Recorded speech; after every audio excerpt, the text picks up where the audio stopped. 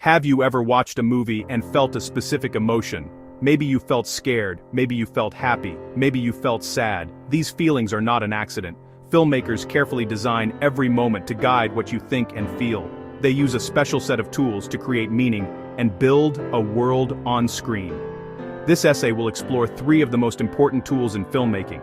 Understanding them will change the way you watch movies. You will learn to see the hidden language that filmmakers use to tell their stories. This knowledge will make your movie-watching experience richer and more enjoyable as you begin to see the art behind the entertainment. Learning about these tools might sound complicated, but we will keep it simple. This essay uses a clear strategy to help you understand each concept. For each of the 3 tools, mise-en-scène, montage, symbolism, we will follow a 3-step pattern. First, we will explain the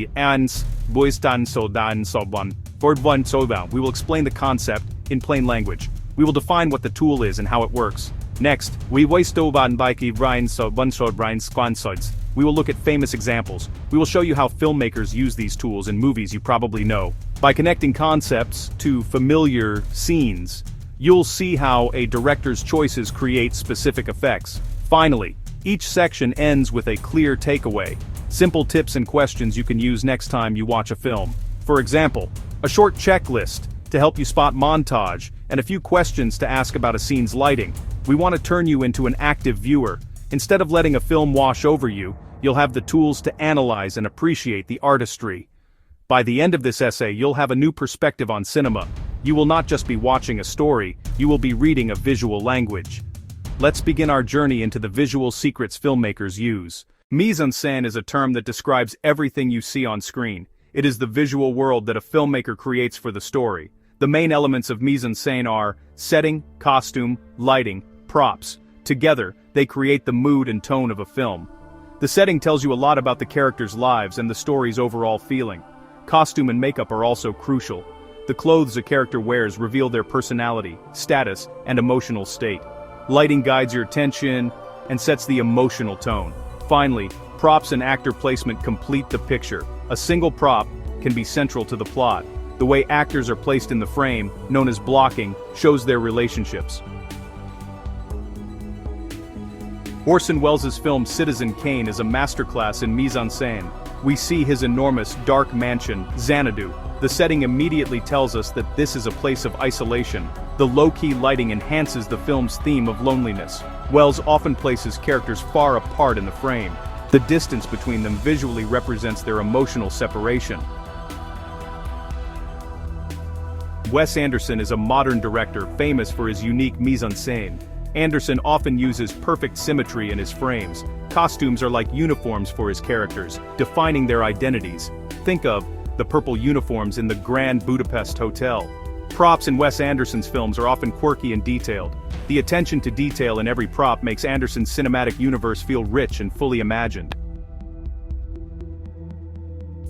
The film Moonlight uses mise-en-scène to build a feeling of intimacy and realism. The settings are grounded in reality. The lighting in Moonlight is natural and expressive. In Moonlight, black boys look blue. This lighting choice suggests vulnerability, tenderness.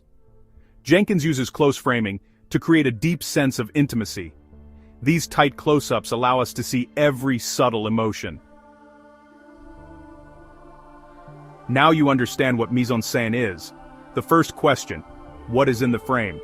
The second question, how are people and objects placed? Finally, what is the light like? This exercise will train your eye to see mise-en-scène. Montage is the art of editing, you know. It is how filmmakers join individual shots together to create a complete film. The editor's job is to choose which shots to use, in what order, and for how long. A montage sequence is a famous technique where an editor compresses time to show progress and build excitement.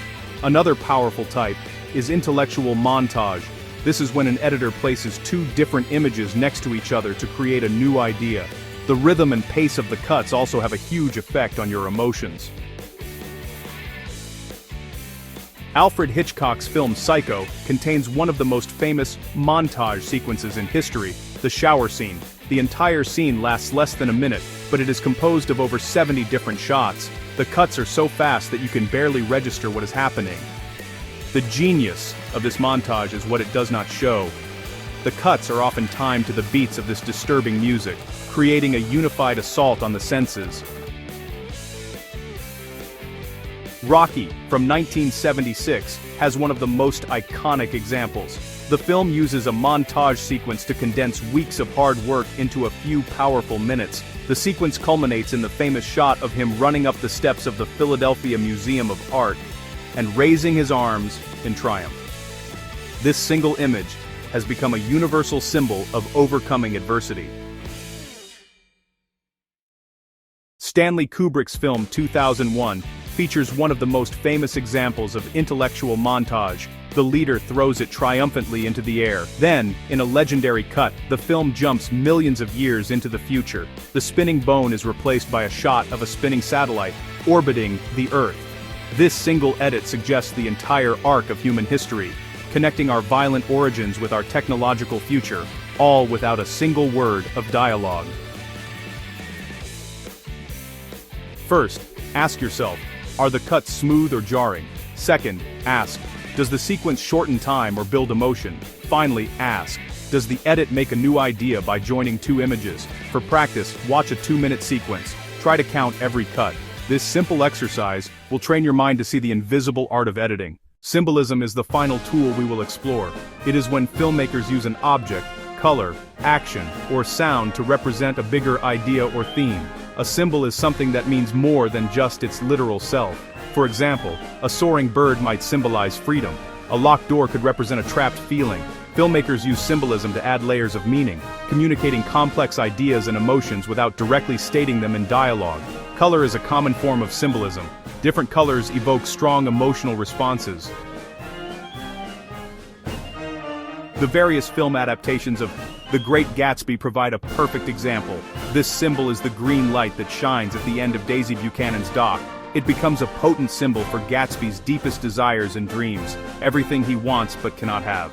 Green is often associated with hope, money, and the future. The green light represents the go signal for his dreams. In The Shining, one of the most prominent symbols is the hexagonal carpet pattern, creating a sense of unease. Another powerful symbol is the maze. The maze is a literal trap, and a symbol of Jack Torrance's psychological state. In 2001, A Space Odyssey. The central symbol is the black monolith. It symbolizes higher intelligence, the unknown, and a catalyst for human progress. First step, notice repetition. If you see the same object appear multiple times, it's likely a symbol.